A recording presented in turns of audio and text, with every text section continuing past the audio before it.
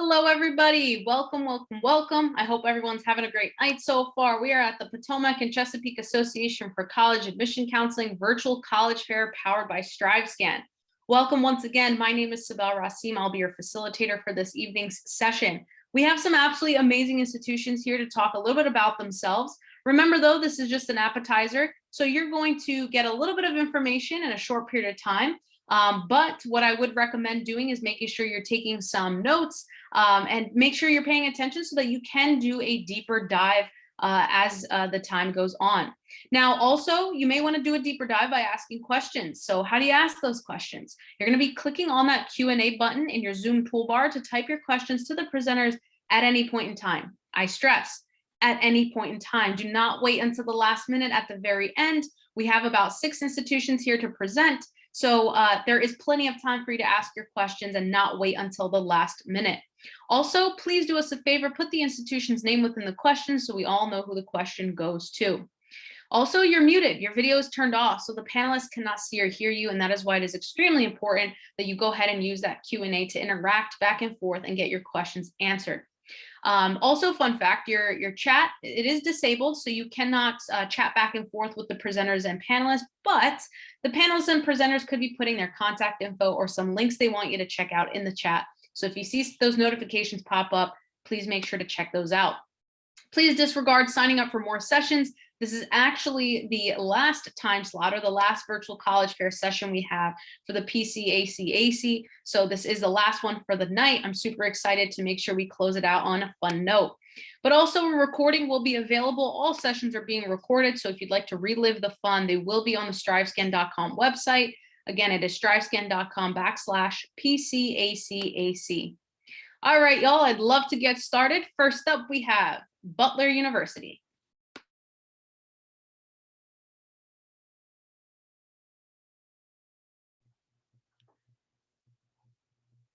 All righty, everybody. Thank you for joining us. Good evening. My name is Jerry DeWicki. I am the Director of Admission here at Butler University in Indianapolis. See a quick shot there of our campus and downtown Indianapolis in the distance. We're about 5 miles from downtown Indy. I'm going to jump ahead to another slide here. You're going to get a million stats and figures and statistics and things tonight. I'm going to try to go easy on that as much as I can. A couple of highlights I would point out: about 4,700 undergraduate students. We're primarily an undergraduate institution. We have maybe about 500 graduate students. Most of those are working professionals who are taking evening classes. They don't really have much influence on campus. Again, very much a traditional undergrad institution and environment. We have about 65 to 70 different academic majors. I'll come back to that in just a moment. Really low student to faculty ratio, 11 to 1. Our average class size is 22. No big lecture hall classes of 200, 300 people. Largest classes you would have, typically your first semester chem class might be about 40, 45 students. The first semester calculus class might be about 40, 45 students. So again, you're going to get to know your professors. We don't have any teaching assistants. All of our classes are taught by our faculty. We have about 130 or so different student organizations. We have really great study abroad programs, direct programs that we've developed, as well as other ones that we have access to, and about 40% of our students study abroad. You see that #1 regional university in the Midwest. Take rankings with a grain of salt. They're fun to look at. We're certainly not proud of ours, but there's a lot of things that go into that. So certainly our study abroad is one of the things we rate really highly on. Our undergraduate experiences and contact with faculty are some of the things that we rate pretty highly on. A real quick trip through our 6 different colleges, our 60 different majors, 65 different majors. We have a college communication, really solid sports media program, journalism, speech communication, speech pathology programs. Our College of Education, one of our smaller programs, but really great quality. I think they're on about 16 straight years of 100% placement. So all of our students that go through the College of Education have gotten jobs in education that have taught them out. College of Liberal Arts and Sciences is the largest, really solid programs in psychology, biology, biochemistry. We have a great engineering program that we partner with Purdue University on. All the humanities and social sciences. We have a brand new sciences building that is set to open this fall, so that's really exciting as well.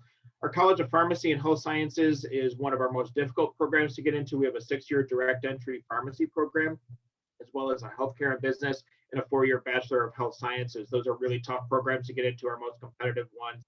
Our Lacey School of Business, really solid programs across the board. We require all of our business students to do 2 internships And then our Jordan College of Arts, which includes one of the top 3 or 4 dance programs in the country, music, theater, and art plus design. We also have a lot of students that come in as exploratory studies as one of the most popular majors. So students come in, they take a course their first semester and determine what they want to major in at any point during your first 2 years. Got a lot of advising, a lot of self-assessment, different outside speakers that come in to help you figure out what you're good at, what you're not good at, where your academic and career interests might lie. As I mentioned, we are in Indianapolis, the 17th largest city in the US, fun to do socially and culturally. But again, a big advantage of being a smaller school or mid-sized school in Indianapolis, where we really push internships. About 80 to 85% of our students will do at least one internship. Many of our programs have required internship components. So whether it's working with the NCAA in amateur sports, with the professional sports teams, with the Motor Speedway coming up this week, the race teams, there's a lot of different opportunities for you to tap into professionally in the city of Indianapolis. It's a great city for young people as well. So a little bit jumping into our admission process. Again, this is all information that you can find on our website, but a couple of quick highlights. August 1st, our application typically opens. We do accept either the common application or the Butler application. Either one is fine. We do not have an application fee. Most of our students hit that early action deadline on November 1st. So about 80 to 85% of our applicants do hit that early action deadline. You're going to have all the different scholarship opportunities, both automatic ones that you're considered for, as well as some application and interview-based scholarships. If you wait past that November 1st date, your chances of admission go down a little bit, and you're not going to be eligible for some of those interview-based scholarship opportunities. We do recommend to everybody to file the FAFSA regardless of your financial circumstances, because not only are we going to review you for federal aid, but we're also going to review you for Butler Institution grant, as well as those merit scholarships that I mentioned before. The regular decision deadline is February 1st. Again, you're going to be eligible for the main scholarship program, but not some of those application-based scholarships. Our academic profile, just to give you an idea of where most of our students fall. Middle 50% for ACT is between about a 24 and 30, 1150 to 1300 on the SAT, and about a 3.7 to 4.2 on a weighted GPA. Application itself, as I mentioned, we accept either our application or the common application. Either one is fine. There's no advantage or disadvantage. You're going to have writing sample or personal statement or essay prompts on the common application or our application. Again, either one of those is totally fine with us. You want to make sure you're putting some effort into your writing sample, not only so we can see that you're going to be a good fit for a liberal arts-based institution, but also to kind of learn a little bit about you and your story. You're going to obviously have your official transcript and secondary school report sent in. We're going to see those, and we're going to make a decision based on a lot of the details in there. A lot of context is in your transcript, your grade trends, what kind of courses you're in, are they relevant to the major that you're applying for? If you're interested in a STEM-based field, how are you doing in science and math classes? Those are the kind of things that we get into. We do personally read all your applications. I'm going to drop your admission counselor, who is based out of DC, our regional rep. Her name is Sarah DiNardo. I'll put her information in the chat after I'm done, but she's going to be your main point of contact, and again, the one who reads your application and gets to know you throughout the process. Last couple of things, we are test optional like many schools at this point, ACT or SAT. My best advice there is if you feel like your ACT or SAT is reflective of your abilities, go ahead and submit that. If you don't think so, certainly withhold that. We were about 50-50 this year on test submitters. And then optional resume and letters of recommendation. Most of our students will submit a resume and letters of recommendation, but again, it is not required. So a lot of information in a short amount of time. I will leave it there. And again, I will drop Sarah's information into the chat. Thanks for taking a listen. Awesome. Thank you so much. If you have any questions for Butler University, go ahead and put it in the Q&A. Next up, we have Widener University.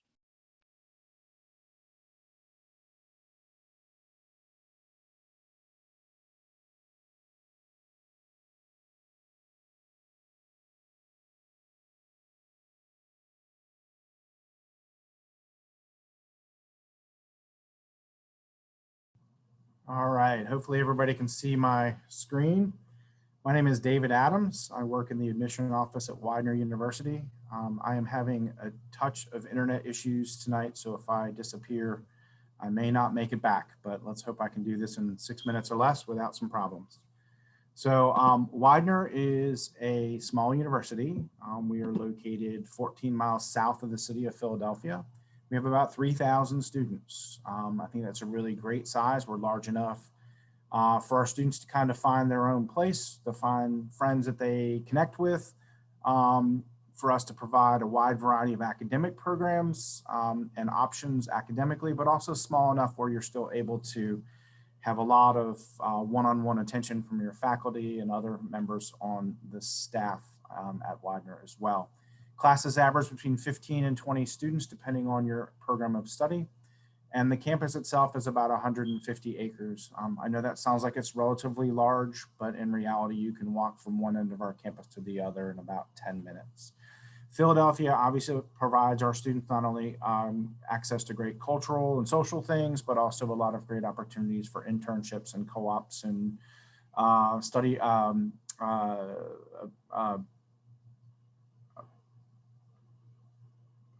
professional shadowing experiences and lots of different things like that as well. And it's an easy train ride. We're within a mile of 2 different regional rail lines and about, as I said, about 15 minutes by car from downtown Philadelphia. So our school is divided into colleges. So we have 6 different colleges at Widener. College of Arts and Sciences, which is where you'll find things like biology, biochemistry, chemistry, physics, environmental science, but you'll also find things like history and economics, well, history and political science and international studies and international relations, music, dance, communications, and also most of our pre-med and pre-medical area preparation programs as well. We do have a School of Business Administration with 13 different undergraduate majors, including things like sports management, event management, accounting, economics, finance, you know, lots of different areas of business. We do offer accelerated 5-year MBA program, as well as advanced standing for CPA as well.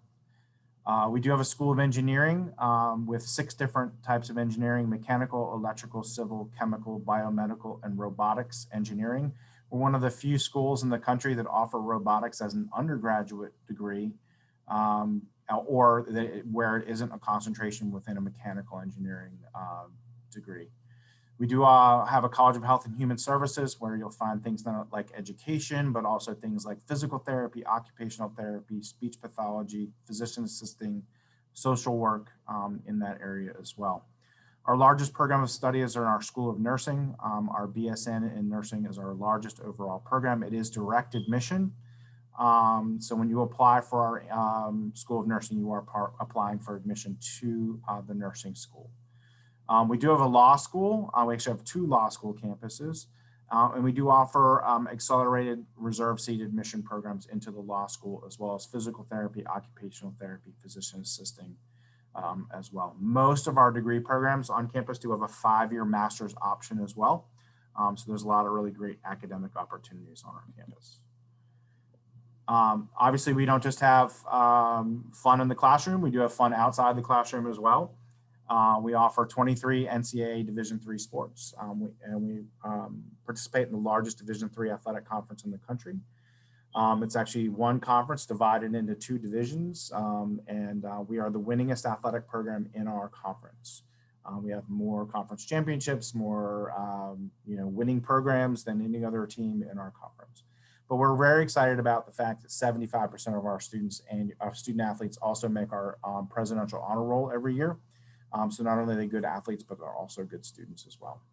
We offer a lot of other ways to stay active. We have a great fitness center. We have club sports and intramural sports, and about 85% of all of our students live on campus, and about 90% of our first year and second year students live on campus as well. You may move off campus as a junior or senior, but we do guarantee your housing for all 4 years. So if you'd like to live on campus all 4 years, you may. And you're welcome to bring a car to campus as a freshman as well. There's over 400 activities and events a year to kind of keep you active and engaged. And one of the most popular on our campus is bingo. Bingo is a big thing in college, apparently, and it's a lot of fun at Widener. So admission is competitive, but not impossible. We also accept the Common Application as well as our own Widener application. You can see our general academic profile here, average GPA of a 3.5, average SAT of around 1140, average ACT of around a 23. We are test optional. So if you either don't like your SAT or ACT scores, or perhaps you have not had access to take them or prepare for them adequately, Do not panic. We are test optional. We don't require that you submit SATs or ACTs for our admission process. We do also read through your essays and letters of recommendation, although those are optional pieces of our application, but about 90% of our applications come with something like that. In addition, we do offer merit scholarships based on grades. They range from $20,000 a year up to $35,500 a year as well. Some other scholarship opportunities also. This is my contact information. We are welcoming guests to the campus in person, and we hope to be having some large-scale open house events in the fall as well. If you need anything, please feel free to reach out. Thank you very much, and I will pass it on to the next person. Awesome. Thank you so much. If you have any questions for Widener University, please put it in the Q&A. Next up, we have St. Joseph's University.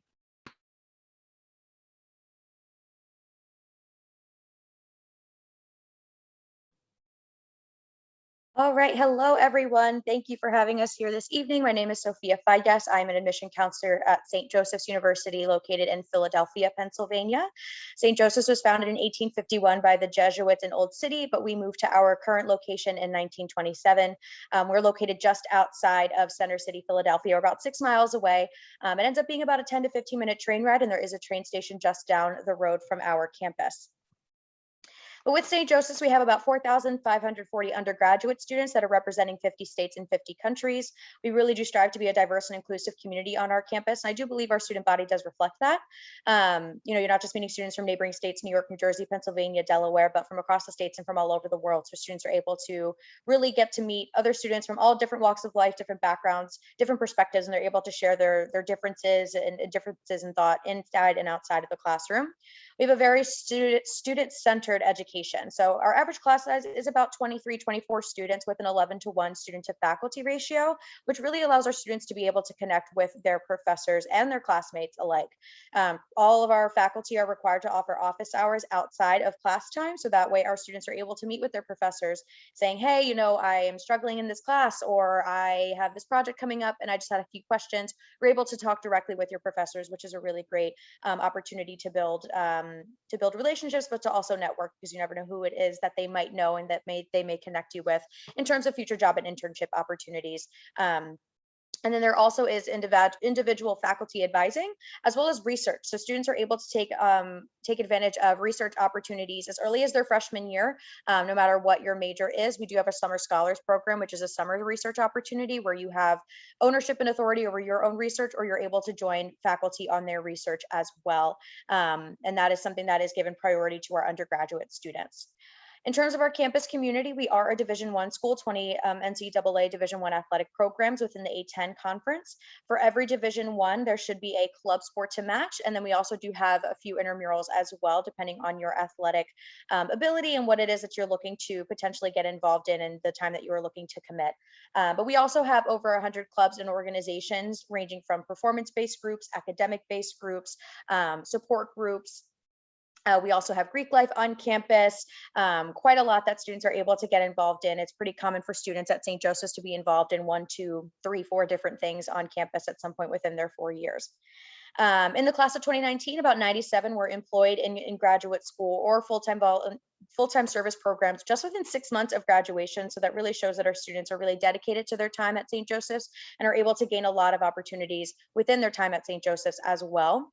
And 65% of the class of 2019 also graduated with a double major and or minor. So students really do have the opportunity to grow at St. Joseph's as an intellectual within their academics and really have the flexibility to major or minor in different things that appeal to them in terms of their specific interests and what their career goals are. We have over 100 different majors and minors at St. Joseph's that students can apply to and can possibly be a part of. Some of our more unique ones include actuarial science, food marketing, and our autism behavioral studies major. Some of our new minors include graphic design, computational engineering, and applied physics. And then we have also introduced quite a number of 4+1 master's programs in biology, criminal justice, psychology, business, and much more. So how to apply? First and foremost, we are a Common App school. We also have our own SJU application, so you're more than welcome to submit either one. We are test optional. We've been test optional since 2014, so this was nothing new in light of COVID. However, I will say in terms of changes, it has we've become test optional for all of our scholarships, not only merit, but also specialty scholarships, and also for the honors program at St. Joseph's, which is by invitation upon submitting the application. We are a major blind school, so we do not admit based on program. We simply admit to St. Joseph's, or if you're admitted to St. Joe's, you're admitted to all of the potential programs that the university has to offer. And you are automatically reviewed for merits-based scholarships once you submit the application and if you are admitted to the university. Some important dates to keep in mind: November 15th is the early action and early decision 1 deadline. January 15th is early decision 2. And finally, February 1st is regular decision. Students, follow the timeline that works best for you. If you feel that you want to submit a little bit later, then, and you want us to see some senior year grades, absolutely apply in February. But if you are ready and want to submit your application, then feel free to apply early as well. And for our admission profile for the class of 2023, this is the middle 50%. So for the GPA is as follows, but know that we're not just looking at that number. We really are taking a deep dive into your application as a whole. Your essay, letters of recommendation, we require at least one from an academic source, be that a teacher or your school counselor. And then of course, the activities list. For your SAT, if you choose to submit your test scores, or if you're just not sure, this is a good ballpark to keep in mind. For the SAT is about 1160 to 1310, and we do super score test scores. And for your ACT, it is a 25 to 30. And we take the highest composite score. I'm going to go back to the first slide here that has my contact information. Should any of you have any questions after today, please feel free to reach out. We are also having on-campus tours.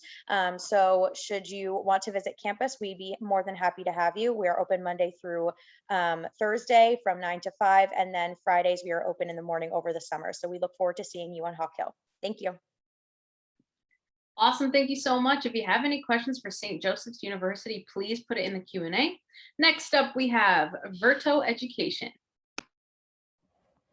Awesome. Thank you. Hi, all. My name is Lainey. I am the Senior Associate Director of Admissions with Verto.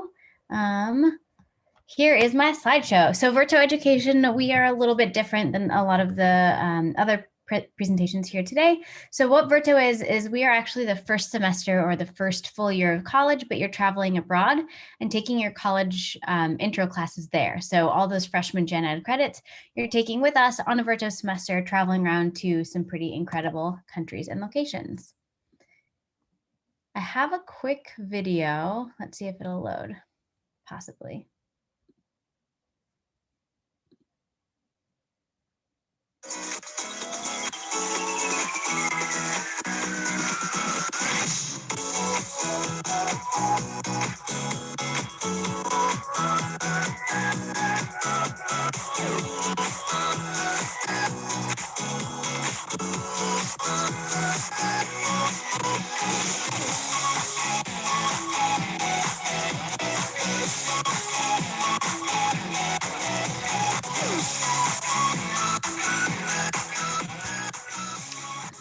So that's sort of Verto in a nutshell.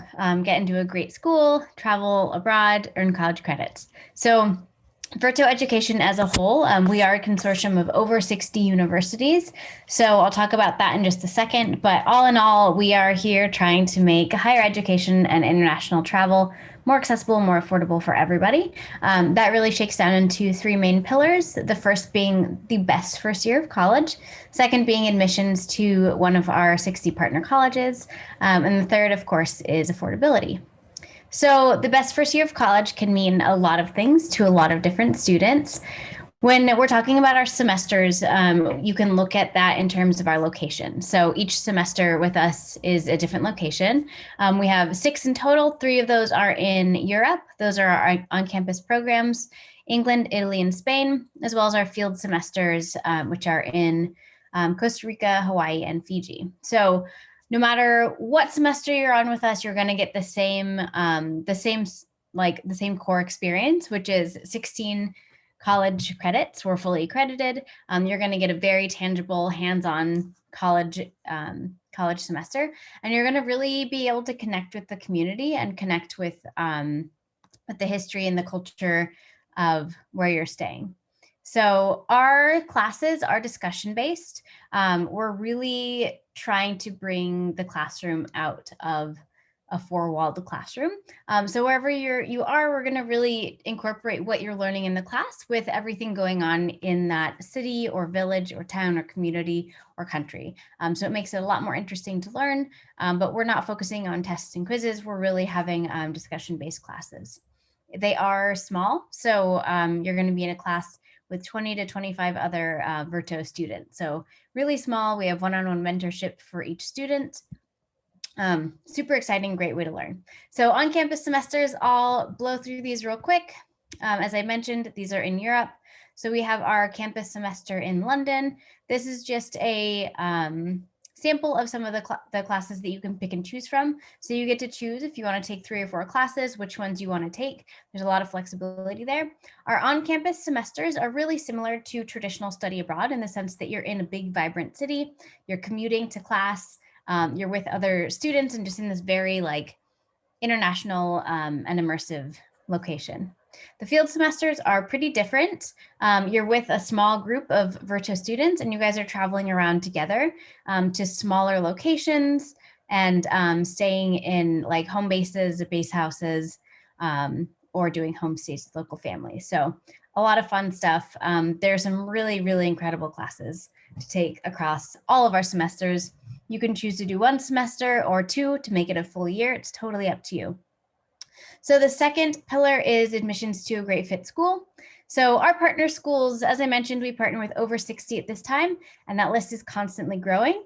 What this means is when you're applying to Verto, you can simultaneously use us almost like a Common App to apply to up to 5 of our partner colleges. It's a free application. It's a quicker admissions decision, and we have that open communication with them. So it's a holistic review. It's just a really great way to be seen by these colleges. This is just a sample of our partner schools. Our full list is on the website. We've got big, small, public, private, all across the states. We also have a guaranteed admission to 27 of those partner colleges post Verto semester. So this would be after your semester with us. Last but not least, affordability. Obviously, this is a big thing for a lot of students. So we do aim to be as affordable, if not much more affordable, than a traditional 4-year university semester. So our courses you can see here are from $15,000 to $25,000. This is not including any finances, but it is including all the like 3 meals a day. It's including housing. All the excursions that we're doing, like whitewater rafting, all that stuff is included in that tuition. But a few ways that you can save money on your Verto tuition would be federal aid. Any FAFSA you receive can be applied to Verto, and we also have institutional aid as well. And we do accept any external scholarships. So spend your first semester of college traveling the world, come back to the States, and you can go to your college of choice. I'll put my information in the chat, but feel free to hop onto our website or Instagram and check us out. Thank you guys. Awesome. Thank you so much. If you have any questions for Verto Education, please put it in the Q&A. Next up, we have the University of Oregon. Hello, everyone. My name is Sarah Pearson, and I'm an admissions counselor for the University of Oregon. I'm covering for my colleague, Vicki Van Patten, who is the admissions counselor for your area. But I'm more than happy to answer any questions that you have as well. But so to talk a little bit about the University of Oregon. So for those of you who might not be as familiar with the state of Oregon or the University of Oregon, we are located in Eugene, which is about 2 hours south from Portland, 1 hour to the coast and 1 hour to the mountains. If you like outdoor recreational activities, if you like hiking, skiing, snowboarding, you can even go surfing. It's really nice to have all of that be so close. And we do have an airport in the city of Eugene. That's about a 15-minute car ride to campus. And then we also have the Portland airport that's 2 hours away. So it's really easy to get to and from home, or if you have people wanting to visit you, parent or sibling or sister, whatever that might be, it's really easy to get to campus. And so the UO in a nutshell, so we are located in Eugene, which is the second biggest city in the state of Oregon. And it's really known for being the #1 green city in the nation. So it's really focused on recycling and air quality. You'll see people biking to work and classes in the rain or shine. And at the University of Oregon, we are a medium-sized public research institution. So we are largely focused on the undergraduate student experience. About 19,000 of our students are undergraduates. So our advisors and professors are insisted on making sure that students have the opportunities that they need to thrive at the UO and after they graduate as well. And the UO is also known for its research opportunities. We are a Tier 1 National Public Research Institution and a member of the Association of American Universities. Only 65 universities in North America have this distinction. Some other well-known AAU universities include Johns Hopkins University, Cornell, Massachusetts Institute of Technology, and several others. And given that we are largely focused on the undergraduate student experience, undergraduate students have ample opportunities to engage in research as early as their first term on campus. And this research spans all different majors and disciplines. About 73% of our students engage in research while at the UO. We also offer a variety of different academic programs, 168 different programs to be exact. And some of our most popular majors include business administration. We have really strong architecture majors. We have architecture, interior architecture, and landscape architecture. We have a strong product design program. We also have biology, marine biology. We even have our own Oregon Institute of Marine Biology in Charleston, Oregon, which is really neat, where students can get that hands-on experience. And we have a new neuroscience major that's becoming pretty popular. So we're really excited about expanding our academic opportunities. And sports is definitely a big part of our campus culture. If you like watching sports or if you like playing sports, we have over 40 different clubs, intramural clubs and sports that you can join. But I always enjoy, seeing the different talent that students have, and acrobatics and tumbling. You have your football, duck football, but you also have some really talented track athletes. So it's really fun to kind of not only get the chance to support students, but to hang out with friends. And as far as applying to the University of Oregon, so we have an early action deadline and our regular deadline. So compared to some other schools, we do not have a preference over applying early action versus by our regular deadline. Simply pick whatever date is best for you. You'll be considered for scholarships regardless of which deadline you choose.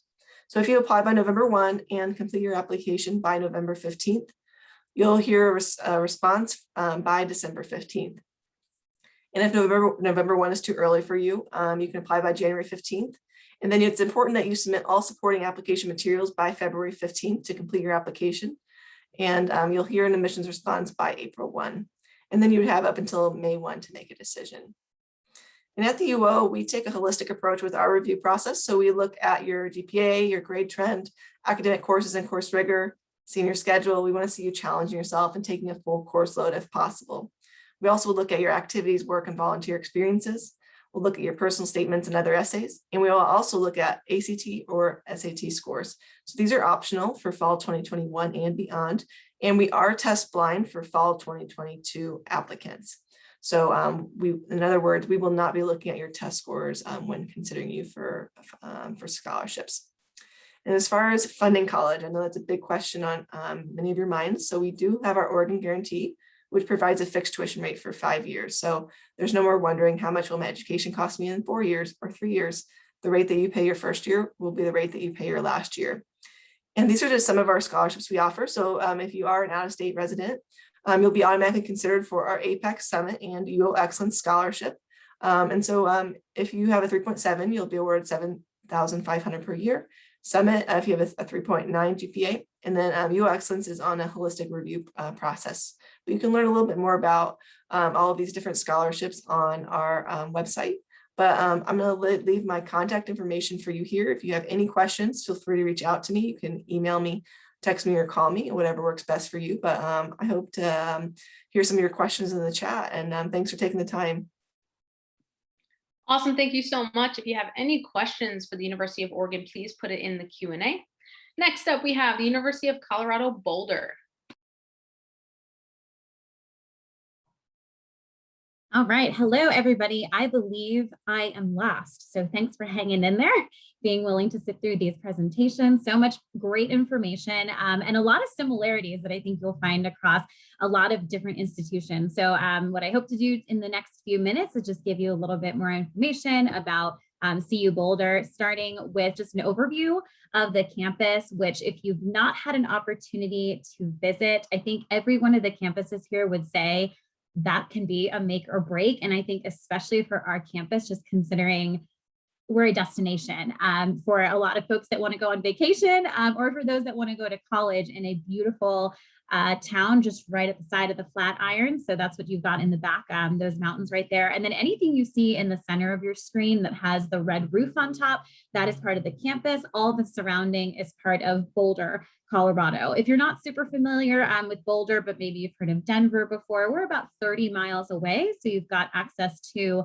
a large city nearby, and then the Boulder community as well. Our campus is rather large. Right now, total population of students is about 35,000, and 28,000 of those are undergraduate. So primarily serving our undergraduate students. And I think that there's this big misconception with a lot of big schools. I personally went to a huge school, even larger than CU Boulder, and always thought that the class sizes were going to be really large. But in fact, even with 35,000 people, the majority of our classes, in fact, 85% of our classes actually have less than 50 seats. And one of our largest classrooms only holds about 100 people. So it's going to be really rare that you would see class sizes that are huge, that are kind of like stadium filled. Again, kind of debunking some of those misconceptions that you might see from a really large institution. But one of the benefits that you will receive in choosing a large school is amazing opportunities in terms of academic offerings. So as it says on the screen here, you can find over 4,000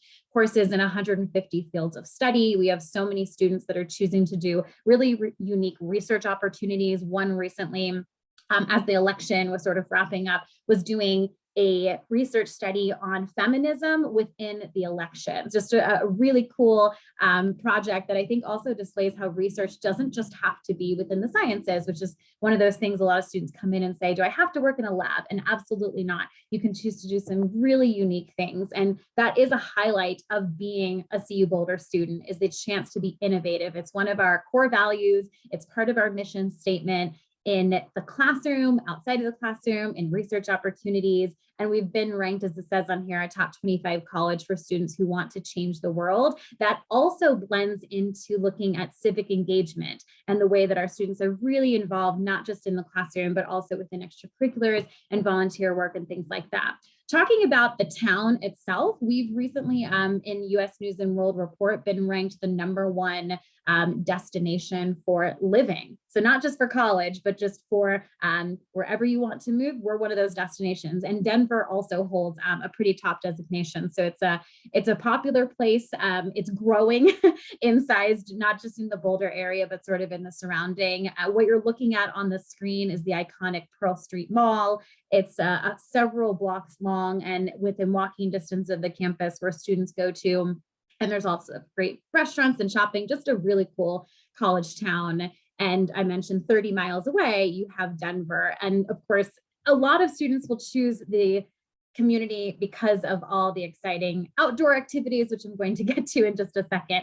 But let's talk about academics a little bit. On the screen, we have our 7 college schools and programs. If you're interested in going into the College of Arts and Sciences, that would be our largest. About 65% of students are in a major within the College of Arts and Sciences. That's where a lot of our general education classes are held as well. And then within the engineering and business schools, you'd be choosing colleges where some of our majors are ranked in the top 20 within the nation. If you are not sure what you want to do, there's actually an 8th college. It's our program of exploratory studies, which allows you to be undecided for your first 2 years. It gives you some exposure to what career outcomes could be in a lot of areas that you may or may not have explored already within your high school classes. So just tons and tons, as we mentioned before, 150 different options of ways that you can concentrate on a major or on a minor or a combined bachelor's and master's degree. Part of your experience as an incoming first-year student would be living in the residence halls. We do require, and are guaranteeing you a spot in the residence halls, at least for your first year. And you can choose between 24 different residence halls. The one that you see on the screen, that tall building, is actually the tallest building on our campus and in the town of Boulder. And that will always be the tallest building because there is a city ordinance that doesn't allow buildings taller than that one, but just spectacular views as a part of your residential experience. I mentioned the outdoor activities. I could spend a lot of time on this slide, but it kind of gives you a nice idea of where things are located central to the campus. In the middle there, Barron Field, you have some really cool traditions like the fact that we have a buffalo that runs out on the football field right before all of our home games. That's certainly worth seeing.